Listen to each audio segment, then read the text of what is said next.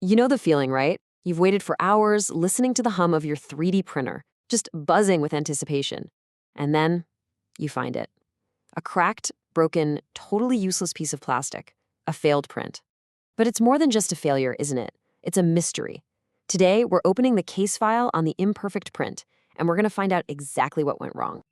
So this is the big question. What's the deal? Why does one print come out looking like a masterpiece, super strong and perfect, while the next one just shatters if you look at it wrong? It's this wild puzzle of heat, plastic, and geometry. And believe me, we are going to follow the evidence until we crack this thing. Okay, so to solve any mystery, you have to understand the crime scene. In our case, the technology we're dealing with is called Fused Deposition Modeling, or FDM.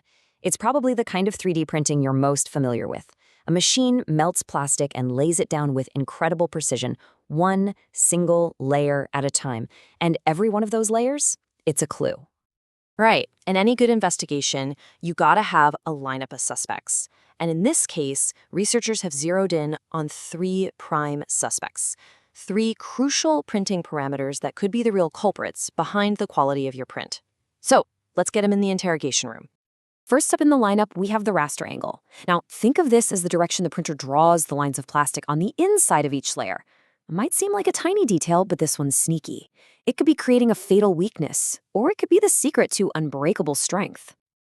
Next, we've got suspect number 2, the infill pattern. This is the hidden internal skeleton of your print. You can't see it from the outside, but it is everything when it comes to the object's core strength. Is it a super strong honeycomb, a simple grid, or something else? The very heart of the object could be its biggest flaw. And our final suspect is the build orientation. This is all about that first decision you make, how you position the model on the print bed. Are you laying it down flat, tilting it, standing it straight up? This single choice, made before a single drop of plastic is laid down, could totally seal its fate. So we've got our suspects. Now it's time to turn up the heat. To get to the bottom of this, scientists set up the ultimate stress test. They put these prints under some serious pressure, basically to see which one would crack under interrogation. Now, this wasn't just random. The whole investigation was super precise, a totally controlled environment. They used one specific material blend and one standard shape designed for this kind of test. They locked in things like the infill density and the print speed so they wouldn't change. Why? Because that's the only way to isolate our 3 suspects and see who was really responsible. The first test? Ultimate tensile strength. It sounds technical, but really it's pretty simple. A machine grabs the object at both ends and just pulls until it snaps in half. Brutal, I know. But this test was going to tell us which of our suspects was making prints strong and which one was making them catastrophically weak. And when the lab reports came back, well, the evidence was undeniable. It was a smoking gun. The study itself says it all. When it comes to how strong a print is, one suspect was far and away the most significant factor: the infill pattern. And get this, the strongest print of them all, the absolute champion, withstood an insane 36.3 megapascals of force before it gave up. That's our gold standard right there. That's the number that shows you what's possible when you get these settings just right. And this chart is basically the confession. I mean, just look at it. The honeycomb pattern absolutely towers over the others. It's not even a fair fight. The grid and rectilinear patterns, they just couldn't handle the pressure. For strength, the case is pretty much closed. But the investigators didn't stop there. Oh no, they went full-on CSI, throwing the broken pieces under a scanning electron microscope for a forensic analysis. And what they found explains everything. The honeycomb pattern creates this incredible continuous internal structure that provides amazing rigidity. The others? They had all these little weak points and gaps in their bonds. They were just waiting to fail. Okay, so strength is one thing, but a part can be super strong and still be a failure if the surface is all rough and ugly, right? So the investigation turned to a whole different crime scene: the surface finish. So we had our culprit for weak prints, the infill pattern. But just when they thought the case was closed, the investigators found a twist.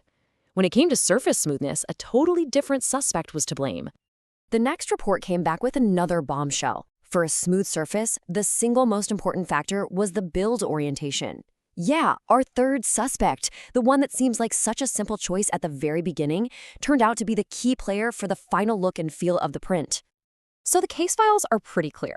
We're dealing with two different crimes here, and two different culprits. If you want maximum strength, all the evidence points to the infill pattern.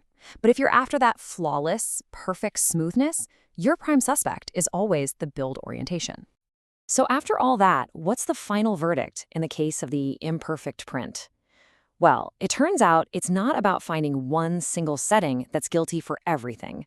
The verdict is actually way more interesting than that. It's all about a trade-off. And this table just lays it all out there. Look, to get the absolute strongest part possible, you want a 0-degree raster angle, that amazing honeycomb infill, and a 45-degree build orientation.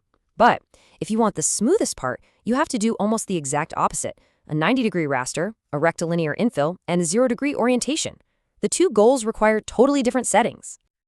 And that right there solves the mystery. The big secret is there is no single best setting.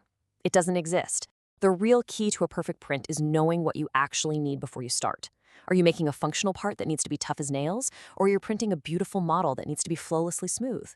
So now the case file is in your hands. You have the evidence, you know the suspects, you know what they're capable of. For your next project, you are the lead detective. So the only question left is, what are you going to prioritize? Strength or smoothness? The final verdict is yours.